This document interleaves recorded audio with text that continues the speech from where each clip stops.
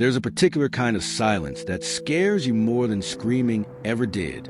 It arrives in the quiet evenings, when the crisis finally ends, when the emergency passes and the phone stops ringing and the world around you exhales, and suddenly, you're the only one still holding your breath. Peace feels like waiting, like the moment before something breaks.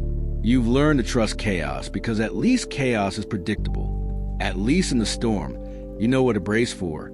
But calm? Calm feels like standing on ice you can't see through, waiting for the crack. Today, we're exploring the quiet psychology behind those who've learned to fear the very thing they claim they're searching for: peace. Maybe you notice it in small ways first. When life finally stabilizes, you find yourself creating problems that don't exist, picking fights, overthinking, checking your phone at 2 a.m. for bad news you know isn't there. You say you want rest, but when it arrives, you fill it with work, with worry, with noise you don't need but can't seem to turn off. Your body remembers something your mind hasn't named yet. That peace in your history was never a destination. It was the intermission, the false calm before the next wave, the eye of the hurricane where you learn to prepare, not relax. So when things finally go quiet now, your nervous system doesn't celebrate. It scans. It anticipates. It armor up. Because somewhere along the way, you learned that peace wasn't safe. It was the moment you let your guard down, right before everything fell apart again. What you're experiencing has a name in psychology: hypervigilance in the absence of threat. It's what happens when your nervous system becomes so conditioned to survival mode that it can't recognize safety even when safety is real. Your brain, shaped by unpredictability, begins to interpret peace as a cognitive dissonance, something that doesn't fit the pattern it learned to expect.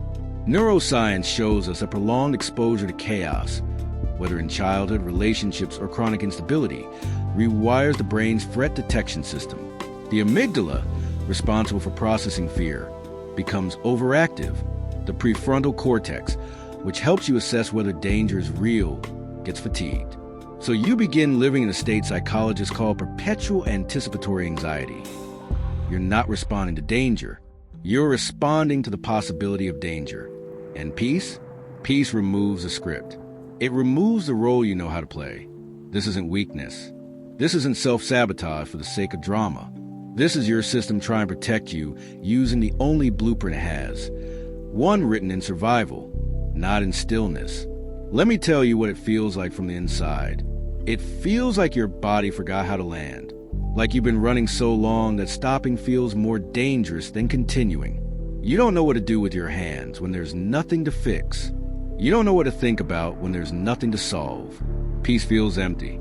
Not like relief, like absence. Like something was taken from you that you didn't know you were holding on to. And the guilt comes next.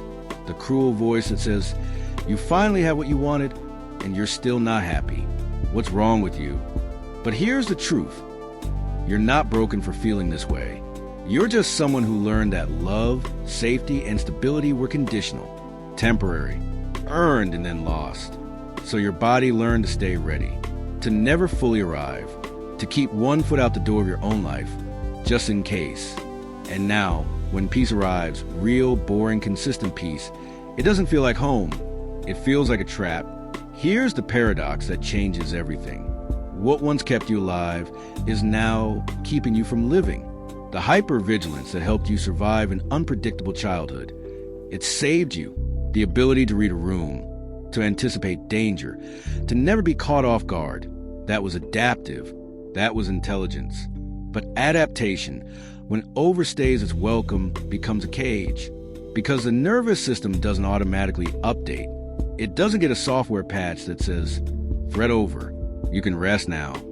It keeps running the old program, the one that says peace is a lie, calm is suspicious, and if you relax, you'll miss the warning signs. So you become someone who creates the chaos you once survived. Not because you want it, but because it's the only emotional climate your body knows how to navigate. And the cruelest part, you start to believe that you're the problem, that you're addicted to drama or self-destructive. When really, you're just living in a body that learned a different definition of safe. If we zoom out, we see this pattern everywhere. We live in a culture that glorifies busyness and pathologizes rest. That tells us productivity equals worth and stillness equals stagnation. We're taught to hustle, to grind, to stay in motion because motion feels like progress and progress feels like survival. But beneath that cultural story is something older, something human.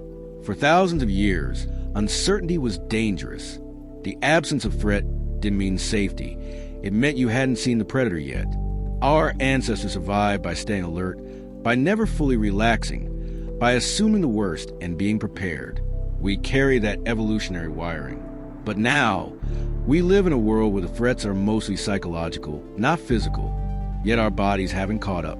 We're running ancient survival software in a modern world that demands we learn to power down. And some of us, we never learned that second part. We only learned to survive. We were never taught how to live in the aftermath, how to exist when the crisis ends, how to breathe when no one's chasing us anymore. So we keep running, not because something's behind us, but because stopping feels like forgetting who we are. But here's the general rebellion I want to offer you. You don't have to earn the right to feel safe. Peace is not a luxury you access after you've proven yourself worthy. It's not a reward for perfect healing or spotless mental health. It's not something you have to perform your way into. You can start practicing peace, messy, imperfect, uncomfortable peace, right now. Start small. Let yourself sit in a moment of calm without feeling it. Notice the urge to create urgency. Name it. Say quietly to yourself, that's my old system. It's trying to protect me, but I'm safe right now. Practice boring consistency. Let someone show up for you without waiting for them to leave. Let a good day be just a good day, not a setup for disappointment. And when your body tenses in stillness, when the anxiety rises in the absence of crisis, don't shame it. Breathe with it. Say, I know you're scared, but we're learning a new way. Healing isn't about fixing what's broken. It's about teaching your nervous system a language it was never taught.